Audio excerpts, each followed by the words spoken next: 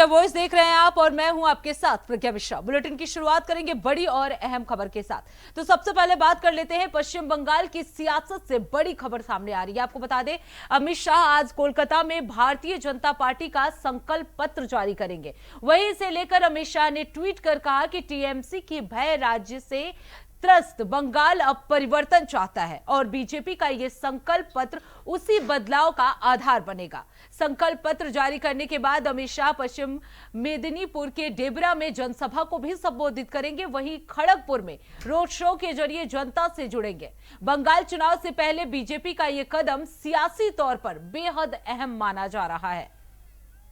तो आपको बता दें, आज गृह मंत्री अमित शाह बंगाल दौरे पर रहेंगे, जहां वो आज बीजेपी का संकल्प पत्र जारी करेंगे और इसे लेकर गृह मंत्री अमित शाह ने ट्वीट भी किया है, जिसमें उन्होंने कहा है कि टीएमसी के भय राज से बंगाल को मुक्त कराने का समय आ गया है और बीजेपी इसी आधार पर संकल्प पत्र जो है वो जारी करेगी। तो गृह मंत्री अमित शाह का आज पश्चिम बंगाल दौरा है, जहां आज बीजेपी का संकल्प पत्र जो है गृह मंत्री अमित शाह जारी करेंगे। इसके साथ ही इसे लेकर उन्होंने ट्वीट किया। ट्वीट में उन्होंने लिखा कि टीएमसी के भय राज से बंगाल को मुक्त करने का आधार बीजेपी के संकल्प पत्र का विमोचन करूंगा। तो ये ट्वीट जो है गृह मंत्री अमित शाह की तरफ से किया गया है।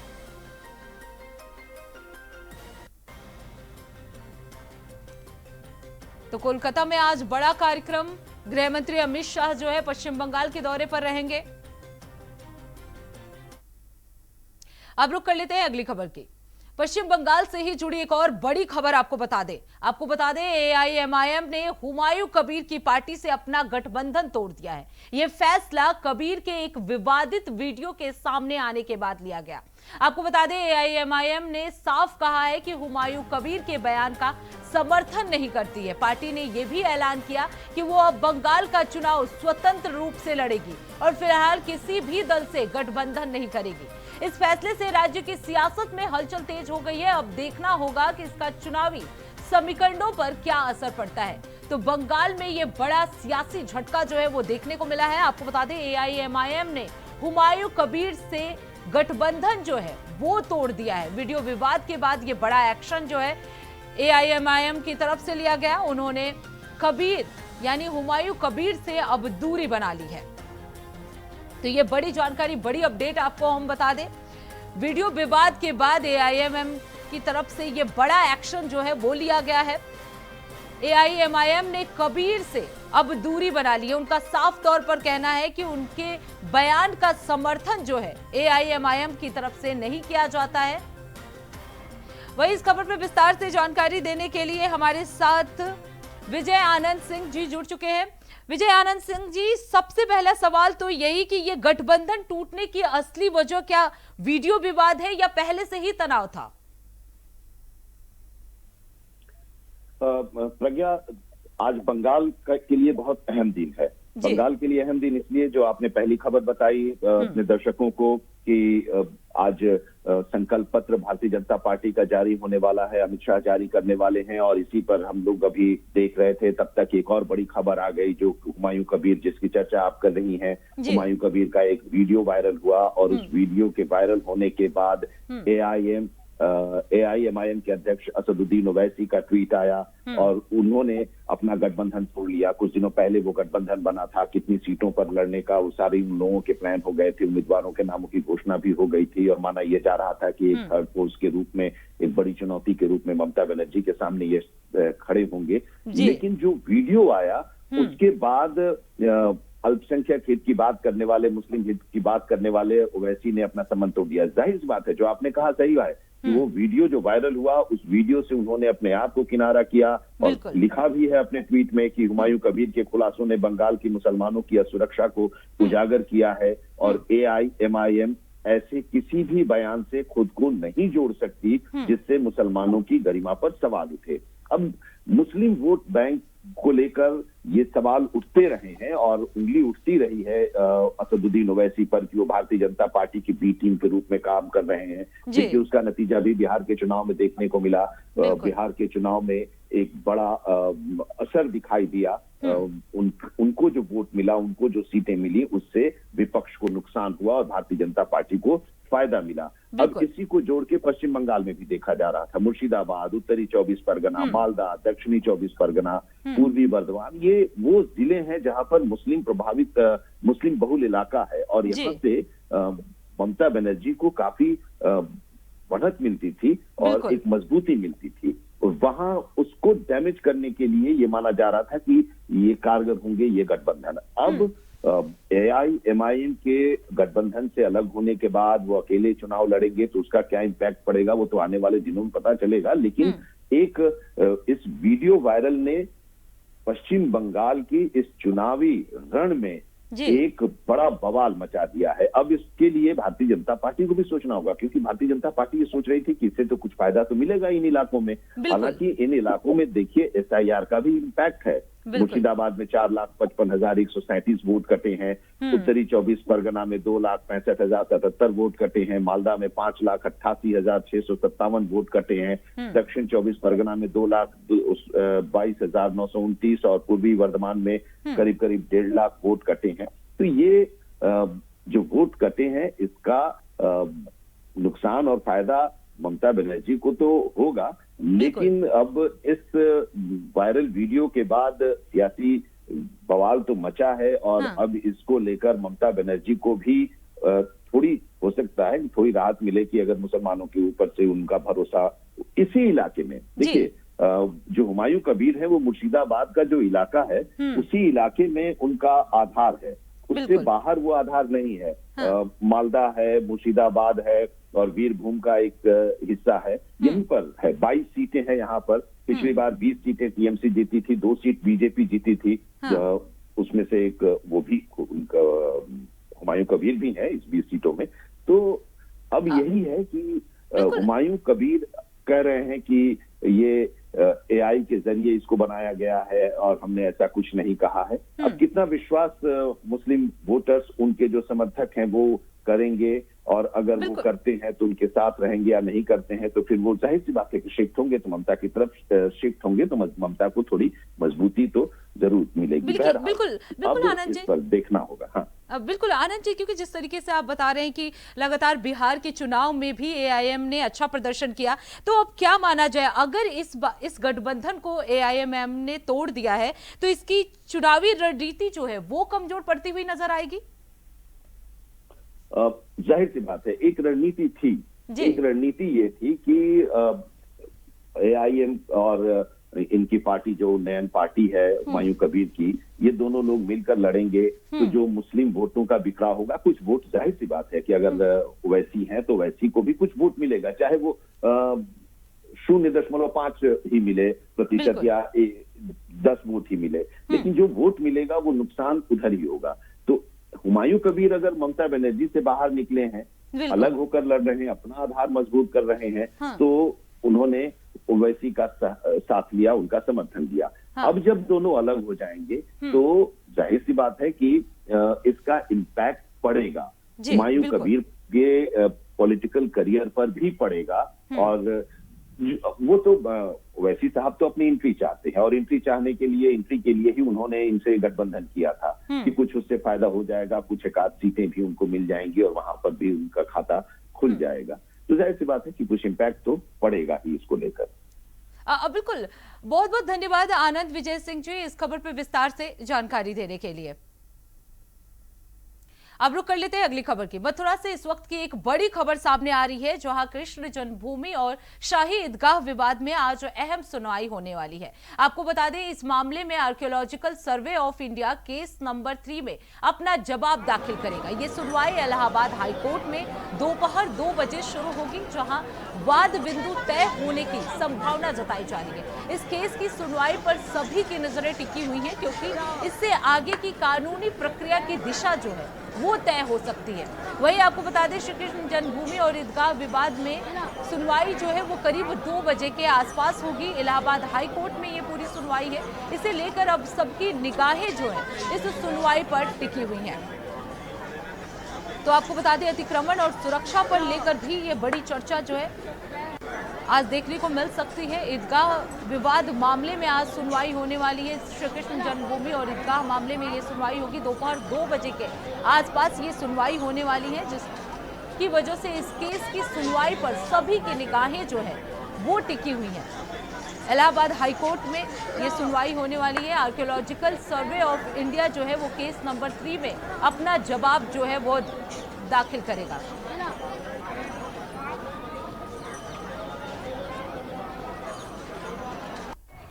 आज श्री कृष्ण जन्मभूमि और शाही ईदगाह विवाद में उच्च न्यायालय इलाहाबाद में 2 बजे सुनवाई होगी और जिसमें के माननीय न्यायालय के निर्देशानुसार विभिन्न एप्लीकेशंस के निस्तारण होंगे। इसके साथ साथ संशोधित प्रार्थना पत्रों के जवाब भी दाखिल किए जाएंगे और केस नंबर 3 में आर्कियोलॉजिकल सर्वे ऑफ इंडिया इसमें अपना जवाब दाखिल करेगा, जिसमें कि 1670 में औरंगजेब के द्वारा मंदिर का विध्वंस किया गया था।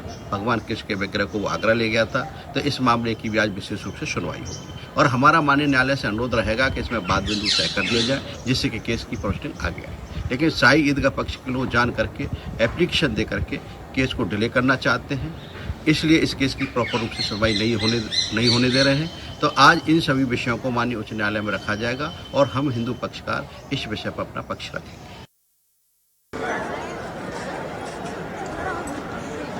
के लिए मोहम्मद फारूक हमारे साथ जुड़ चुके हैं। फारूक, आज श्री कृष्ण जन्मभूमि और ईदगाह विवाद मामले में सुनवाई होने वाली है। ये सुनवाई कितने बजे होगी और किन किन मुद्दों पर ये सुनवाई होगी? देखिए प्रज्ञा, ये श्री कृष्ण जन्मभूमि और शाही ईदगाह मस्जिद का मामला है। ये मामला बहुत काफी समय से चल रहा है। मथुरा के सिविल कोर्ट में ये बात चल रही थी। ये मुकदमे जो है सारे मथुरा के सिविल कोर्ट में थे, लेकिन हिंदू पक्ष द्वारा इस मामले को जो है जल्दी निपटाने के लिए इलाहाबाद हाईकोर्ट में सभी मुकदमे ट्रांसफर कराए गए और इलाहाबाद हाईकोर्ट द्वारा इनको जो है सभी मुकदमों को कंबाइंड करते हुए यानी ज्वाइंट करते हुए इन पे लगातार उसमें सुनवाई चल रही है। वहीं एक आदेश आया था इलाहाबाद हाईकोर्ट सर्वे का। इलाहाबाद हाईकोर्ट में एक सर्वे का आदेश आया था कि श्री कृष्ण जन्मभूमि के जो पक्षकार हैं उन्होंने मांग करी थी कि जो ईदगाह मस्जिद है उस पर जो है अमीन सर्वे कराया जाए। तभी अमीन सर्वे का आदेश आया था। तो मुस्लिम पक्ष ईदगाह का जो मुस्लिम पक्ष है ईदगाह कमेटी वो सुप्रीम कोर्ट में गई और उन्होंने इस पर रोक की मांग करी। तो सुप्रीम कोर्ट से इस पर रोक लगा दी। वहीं जो है 17 मुकदमे अब लगातार चल रहे हैं। मुकदमा नंबर 3 पर ASI द्वारा आज रिपोर्ट भी पेश की जानी है। वहीं हिंदू पक्ष का साफ तौर पर कहना है कि बात बिंदु तय किए जाएं। बात बिंदु तय होने के बाद में जिससे मुकदमे जो है तेजी से चल सके। हिंदू पक्ष का आरोप है कि मुस्लिम पक्ष इस पर जो है लिंगर ऑन करना चाहता है, लगातार एप्लीकेशन लगा देते हैं, तो उस पर जो है मुकदमे लिंगर ऑन हो रहे हैं, इस पर फैसला नहीं हो पा रहा है। इसको लेकर तमाम जो अर्जियां दी हुई हैं उन पर भी आज सुनवाई होने की संभावना है।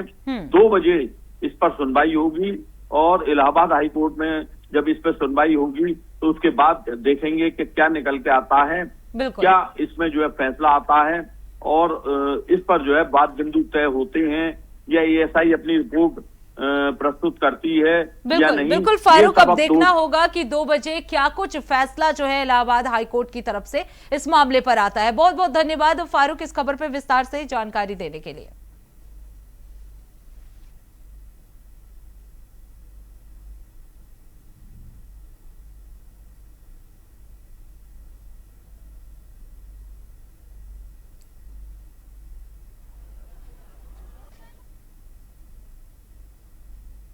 अब रुक कर लेते हैं अगली खबर की। धार्मिक नगरी वृंदावन से बड़ी खबर सामने आ रही है। आपको बता दें, बांके बिहारी टेंपल की हाई पावर्ड मैनेजमेंट कमेटी की अहम बैठक में अतिक्रमण, सुरक्षा व्यवस्था और यातायात को लेकर बड़ा मंथन हुआ है। बैठक में मंदिर परिसर से अतिक्रमण हटाने की कार्रवाई की समीक्षा की गई है। वहीं श्रद्धालुओं की सुरक्षा के लिए CCTV कैमरों को HD और AI तकनीक से अपग्रेड करने पर जोर दिया गया। इसके अलावा मंदिर मार्ग पर रेलिंग लगाने, भीड़ नियंत्रण और ई-रिक्शा संचालन पर सख्ती जैसे मुद्दों पर भी चर्चा हुई है। सुरक्षा एजेंसियों की कार्यप्रणाली और श्रद्धालुओं से अभद्रता की शिकायतों को लेकर भी कमेटी ने सख्त रुख अपनाया। कुल मिलाकर मंदिर में व्यवस्थाओं को बेहतर और सुरक्षित बनाने की दिशा में बड़े फैसलों की तैयारी की जा रही है।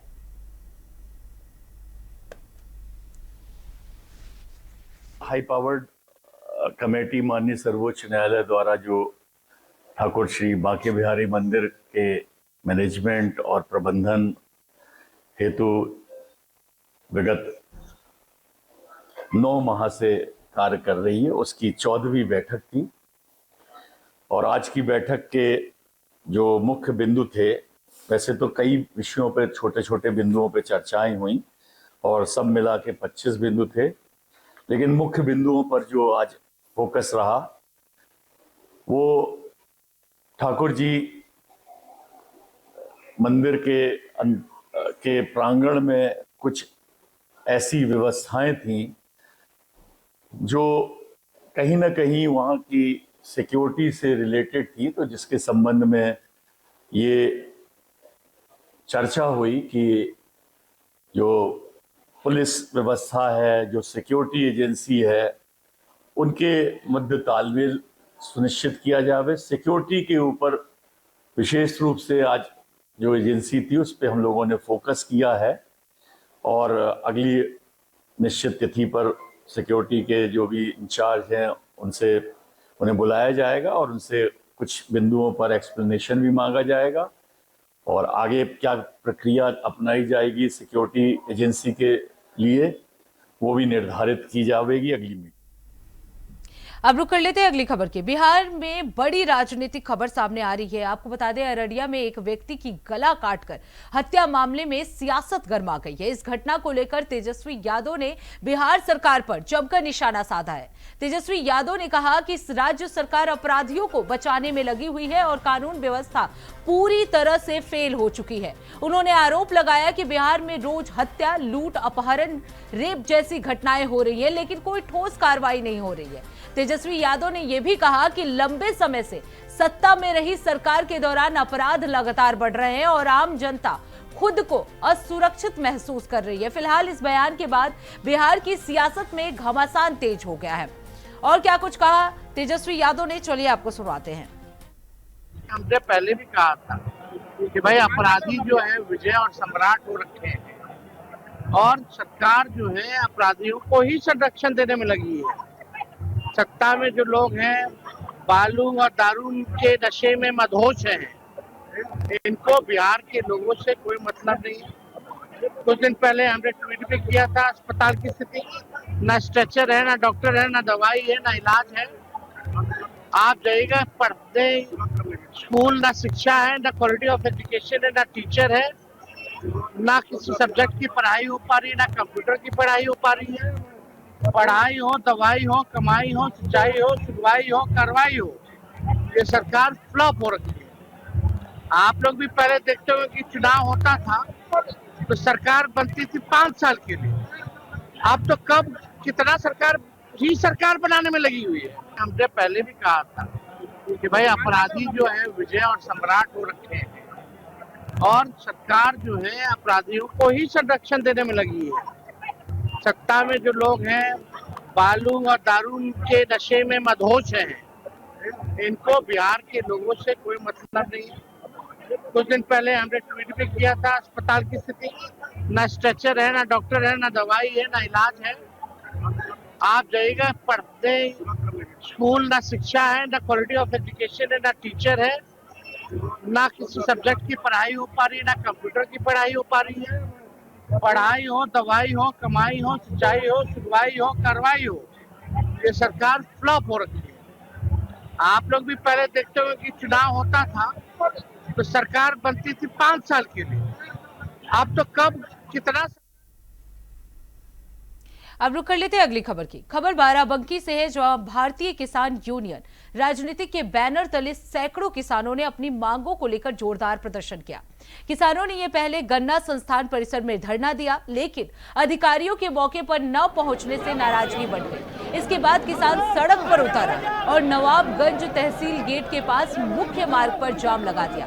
किसानों की मुख्य मांगों में बेमौसम बारिश, ओलावृष्टि और धान खरीद में अनियमितताओं को दूर करना शामिल है। प्रदर्शन के दौरान किसानों ने प्रशासन के खिलाफ जमकर नारेबाजी की, जिससे मुख्य मार्ग यातायात पूरी तरह से प्रभावित हो गया और लोगों को भारी परेशानी का सामना करना पड़ा। मौके पर पहुंची पुलिस ने किसानों को समझाने का प्रयास किया, लेकिन किसान अपनी मांगों पर अड़े रहे। वही किसान यूनियन नेताओं का कहना है कि जब तक उनकी समस्याओं का समाधान नहीं होता, आंदोलन जारी रहेगा। बाराबंकी में किसानों का ये बड़ा प्रदर्शन जो है वो देखने को मिला। ओलावृष्टि से किसान पूरी तरह परेशान हो गया। हम अपनी बात कहने आए हैं कि ये मुख्यमंत्री के जो इच्छाएं हैं उनके विपरीत बाराबंकी प्रशासन काम कर रहा है। आप वहाँ रहे होंगे, 1.5 घंटे से कहा जा रहा है कि आप आइए, बात सुनिए, जो समस्या उनका समाधान करो। ये तो सीएम तो लगातार निर्देश दे रहे हैं कि भाई उसी सीएम की मंशाओं, सीएम साहब की मंशा में ही तो पानी फेर रहे हैं लोग, उसी का तो प्रतिफल है हमको सड़क पे आना पड़ा। अगर सीएम साहब की मंशा के अनुरूप ये काम करते तो हमें आंदोलन कोई हो सकते नहीं है, वो खुदे सुनते हैं, ऐसा कुछ नहीं है। तो अभी क्या बात हुई? अभी कोई बात नहीं हुई।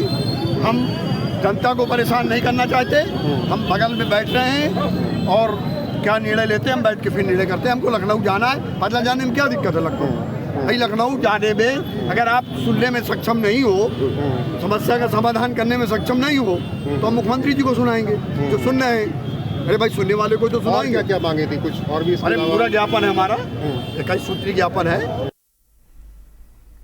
अब रुक कर लेते हैं अगली खबर की। पीएम मोदी गुरुवार को पश्चिम बंगाल में 3 चुनावी रैलियां की। दिन की आखिरी रैली उन्होंने वीरभूमि में की। इस दौरान पीएम मोदी ने कहा कि हम ऐसा समाज देखना चाहते हैं जहां हर कोई भय से मुक्त हो। पीएम ने कहा कि बंगाल में बीजेपी की सरकार बनते ही घुसपैठियों के खिलाफ एक विशेष जांच बैठाई जाएगी। घुसपैठियों के मददगार भी बच नहीं पाएंगे। देखिए इस पर हमारी ये खास रिपोर्ट। प्रधानमंत्री मोदी ने गुरुवार को पश्चिम बंगाल में 3 चुनावी रैलियां की। दिन की आखिरी रैली उन्होंने बीरभूम में की। इस दौरान पीएम मोदी ने कहा कि हम ऐसा समाज देखना चाहते हैं जहां हर कोई भय से मुक्त हो। उन्होंने कहा कि बंगाल में बीजेपी की सरकार बनते ही घुसपैठियों के खिलाफ एक विशेष जांच बिठाई जाएगी। घुसपैठियों के मददगार भी बच नहीं पाएंगे। घुसपैठ के मददगार लोगों के खिलाफ एक विशेष जांच बिठाई जाएगी।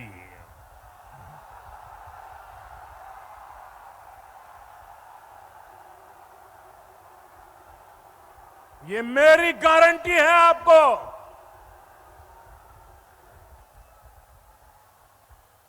घुसपैठियों के हर मददगार को, चाहे वो कितना ही ताकतवर क्यों न हो, उसकी पहचान की जाएगी।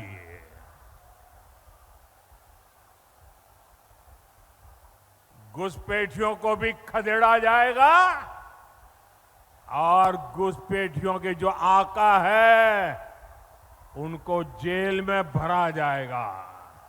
उन्होंने कहा कि आपने टीएमसी पर विश्वास किया था, लेकिन टीएमसी ने बंगाल में बर्बरता की सारी हदें पार कर दी हैं। 4 मई के बाद हर गुंडागर्दी का हिसाब लिया जाएगा। बंगाल में अब टीएमसी का भय नहीं बल्कि भाजपा का भरोसा चलेगा। मालदा में बीते दिनों क्या हुआ, ये भी पूरे देश ने देखा। एसआईआर के काम में लगे जो न्यायाधीश है उनको तक बंधक बना लिया गया। इस भय से बंगाल के मानुष को मुक्ति दिलानी जरूरी है। इस दौरान पीएम मोदी ने कहा कि मैं हमेशा कहता हूं सबका साथ, सबका विकास, सबका विश्वास, लेकिन आज कह रहा हूं सबका साथ, सबका विकास और सबका हिसाब। आपने हमेशा मेरे मुंह से सुना होगा, सबका साथ, सबका विकास। सुना है ना? सबका साथ, सबका विकास सुना है ना? ये विकास का मेरा मंत्र है।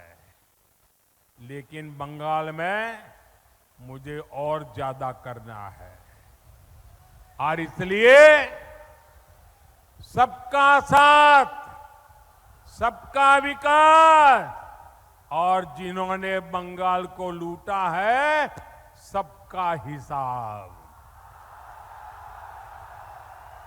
ये मोदी इनको छोड़ने वाला नहीं है, चुन चुन करके हिसाब मांगेगा, चुन चुन के हिसाब मांगा जाएगा। बीरभूम से पहले पीएम मोदी ने आसनसोल में भी रैली की थी और उससे पहले हल्दिया भी वो पहुंचे थे। अब सवाल ये है कि क्या पश्चिम बंगाल में पीएम मोदी की ये मेहनत रंग लाएगी? क्या बंगाल के चुनावी खेल में कमल खिल पाएगा? दरअसल बीरभूम टीएमसी का मजबूत गढ़ माना जाता है। 2021 में बीरभूम जिले की 11 में से 10 सीटों पर टीएमसी ने जीत दर्ज की थी। यहाँ ध्रुवीकरण भी एक बड़ा मुद्दा रहा है। बंगाल में 23 और 29 अप्रैल को वोटिंग होनी है, जबकि रिजल्ट 4 मई को आएगा। इसलिए हर एक दल ने अपना चुनाव प्रचार अभियान भी तेज कर दिया है। तो इसी के साथ इस बुलेटिन में बस इतना ही। देश दुनिया की तमाम बड़ी खबरों के लिए देखते रहिए इंडिया वॉइस। तब तक के लिए नमस्कार।